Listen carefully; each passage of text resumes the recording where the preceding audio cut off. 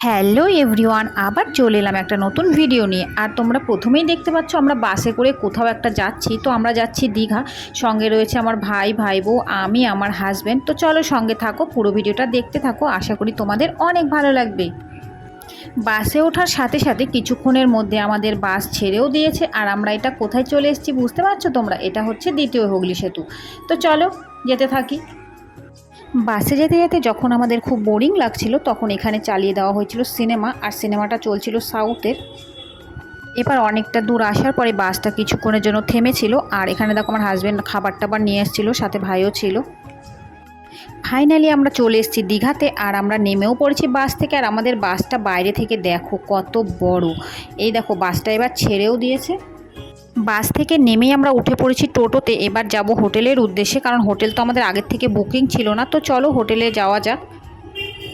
তো ফাইনালি টোটোওয়ালাই আমাদের নিয়ে এলো এই হোটেলটাতে। আর হোটেলে এসে আমরা রিসেপশনে চলে এসেছি, আমাদের যা কিছু ডকুমেন্টস জমা করে এখানেই আমরা হোটেলটা নেব। তো দুটো রুম আমরা এখানে নিয়ে নিয়েছি।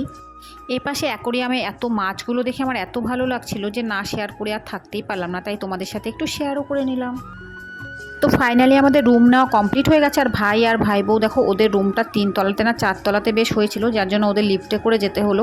আর আমাদের রুমটা ছিল 2 তলাতে, যার জন্য আমরা সিঁড়ি দিয়ে উঠে গেছি। ওই দেখো আমার হাজব্যান্ড সামনে দাঁড়িয়ে রয়েছে। তো চলো বেডরুমের ভেতরে যাওয়া যাক। তো এটাই ছিল আমাদের বেডরুম। দেখো একটা ওয়ার্ড্রপ রয়েছে, দুটো ব্ল্যাঙ্কেট, তারপরে টিভি রয়েছে, সোফা রয়েছে, এসি রয়েছে। তো মোটামুটি খারাপ না। তো এবার চলে এলাম ভাইদের রুমে। ভাইদের রুমটাও সেম টাইপেরই, মানে একটু হয়তো অন্যরকম কিছু। তো যাই হোক, মোটামুটি খারাপ না, বেশ ভালোই রয়েছে। এবার আমরা হোটেল থেকে বাইরে বেরিয়ে গেছি, আর বাইরে বেরিয়েই আমরা যাব এখন সমুদ্রের ধারে। তো চলো সমুদ্রের ধারেই যাওয়া যাক।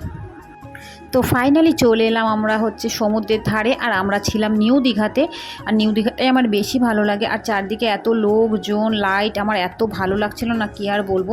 এখানে দেখো এই দোকানদারের থেকে আমার ভাইয়ের বউ অনেক কিছু জিনিস কিনে নিয়েছে, টুকিটাকি জিনিস কেনাকাটা কমপ্লিট করে এবার আমরা চলে এলাম সমুদ্রের ধারে। আর এখানে বসে বসে মোমো খাওয়ার মজাটাই আলাদা। আর এতটা ভালো লাগছিল না, কি আর বলবো। সমুদ্রের এত হাওয়া আর সাথে মোমো, গাইস পুরো জমে গেছিলো।